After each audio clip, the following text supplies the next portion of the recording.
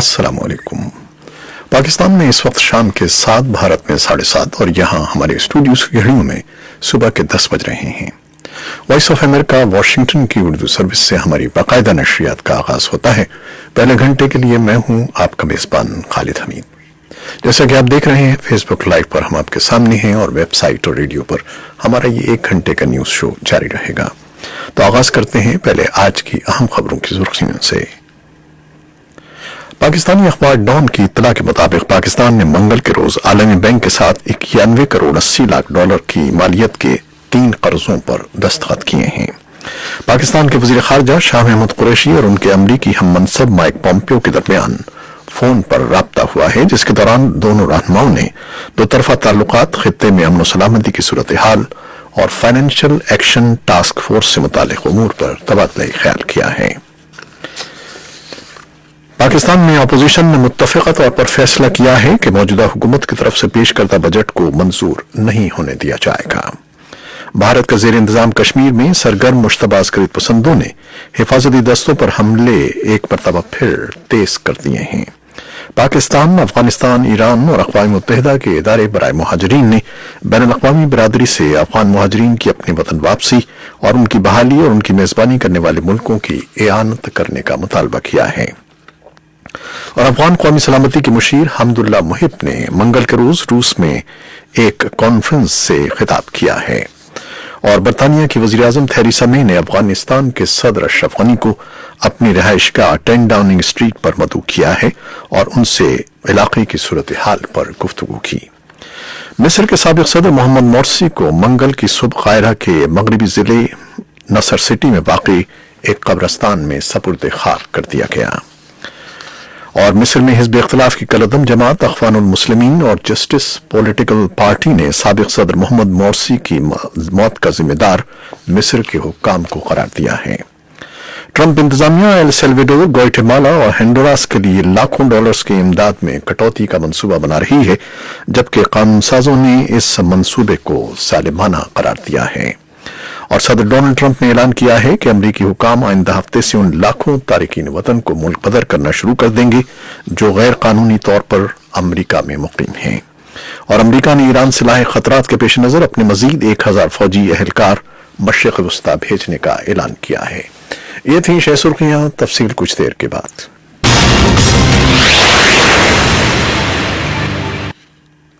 खबरों की तफसील।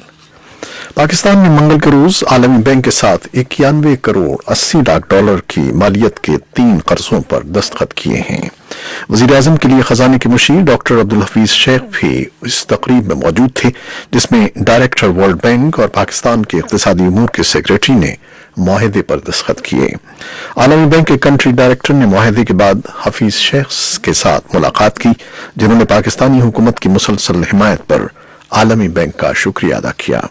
इस बारे में एक तफसीली रिपोर्ट कुछ देर में पेश की जाएगी। पाकिस्तान के वजीर खारजा शाह महमूद कुरैशी और उनके अमरीकी हम मनसब माइक पॉम्पियो के दरमियान फोन पर राब्ता हुआ है, जिसके दौरान दोनों रहनुमाओं ने दो तरफा ताल्लुकात, खित्ते में अमन और सलामती की सूरत हाल और फाइनेंशियल एक्शन टास्क फोर्स से मुताल्लिक उमूर पर तबादला ख्याल किया। पाकिस्तान के दफ्तर खारजा की तरफ से पीर के शब जारी एक बयान के मुताबिक दोनों वज़राए खारजा के दरमियान फोन पर राब्ता शाह महमूद कुरैशी के दौरे बरतानिया के दौरान पीर को हुआ। बयान के मुताबिक दौरान गुफ्तगू पाकिस्तान के वजीर खारजा ने दहशतगर्दी और इंतहा पसंदी के खिलाफ वज़ा करदा कौमी एक्शन प्लान के तहत और मुल्क की मईशत को बेहतर बनाने के लिए किए गए इक़दामात के मुतालिक अमरीकी वजीर खारजा को आगाह किया। शाह महमूद कुरैशी ने अपने अमरीकी हम मनसब को फाइनेंशियल एक्शन टास्क फोर्स के तजवीज़ करदा एक्शन प्लान के तहत किए गए इक़दामात से भी आगाह किया। पाकिस्तान के वजीर खारजा ने अपने अमरीकी हम मनसब से ऐसे वक्त में गुफ्तगू की है जब दहशतगर्दी के लिए माली वसाइल की रोकथाम से मुताल्लिक बैनुल-अक़वामी इदारे का इजलास अमरीका की रियासत फ्लोरिडा में शुरू हो रहा है। पाकिस्तान में अपोजिशन ने मुत्तफिका तौर पर फैसला किया है कि मौजूदा हुकूमत की तरफ से पेश करदा बजट को मंजूर नहीं होने दिया जाएगा। हिज़्ब इख्तिलाफ की बड़ी जमातें पाकिस्तान तहरीक इंसाफ की हुकूमत के खिलाफ मुश्तरका हिकमत अमली बनाने के लिए सरगर्म हो गई हैं। इस सिलसिले में जमीयत उलमाए इस्लाम के सरबराह मौलाना फजलुर रहमान ने پیر کے روز پاکستان مسلم لیگ نون اور پاکستان پیپلز پارٹی کی قیادت سے ملاقاتیں کی ہیں۔ مولانا فضل الرحمان نے پاکستان مسلم لیگ کے نون صدر شہباز شریف سے بھی ملاقات کی اور حکومت کے خلاف مشترکہ حکمت عملی تیار کرنے کے حوالے سے تبادلہ خیال کیا۔ بھارت کے زیر انتظام کشمیر میں سرگرم مشتبہ عسکریت پسندوں نے حفاظتی دستوں پر حملے ایک مرتبہ پھر تیز کر دیے ہیں۔ ان حملوں میں گزشتہ 4 دن کے دوران 2 افسروں سمیت 10 سیکیورٹی اہلکار ہلاک اور 1 درجن سے زائد زخمی ہو گئے ہیں۔ دوسری جانب حفاظتی دستوں نے بھی عسکریت پسندوں کی کئی کمین گاہوں کو تباہ اور کم سے کم 3 مزید مشتبہ عسکریت پسندوں کو ہلاک کر دیا ہے۔ پاکستان، افغانستان، ایران اور اقوام متحدہ کے ادارے برائے مہاجرین نے بین الاقوامی برادری سے افغان مہاجرین کی اپنے وطن واپسی اور ان کی بحالی اور ان کی میزبانی کرنے والے ملکوں کی اعانت کرنے کا مطالبہ کیا ہے۔ یہ مطالبہ اسلام آباد میں ہونے والے ایک اجلاس کے بعد سامنے آیا ہے، جس میں پاکستان، افغانستان، ایران اور اقوام متحدہ کے ادارے برائے مہاجرین کے نمائندوں نے شرکت کی۔ افغان قومی سلامتی کے مشیر حمداللہ محب نے منگل کے روز روس میں ایک کانفرنس سے خطاب کرتے ہوئے کہا ہے کہ علاقے کو درپیش خطرات کی نوعیت پیچیدہ اور کئی رخی ہے اور اس کے ازالے کے لیے سنجیدہ اور مربوط اقدامات کی ضرورت ہے۔ حمداللہ محب کا کہنا تھا کہ علاقے کے ملکوں کی اولین ترجیح انسداد دہشت گردی ہونی چاہیے تاکہ ان ملکوں کی قومی سلامتی اور اقتصادی ترقی کو یقینی بنایا جا سکے۔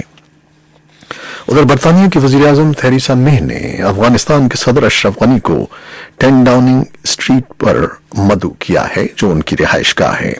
انہوں نے افغان امن عمل کے لیے جاری کوششوں پر بات کی۔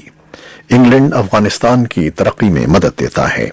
صدر اشرف غنی افغانستان اور انگلینڈ کے درمیان ہونے والا کرکٹ میچ بھی دیکھ رہے ہیں۔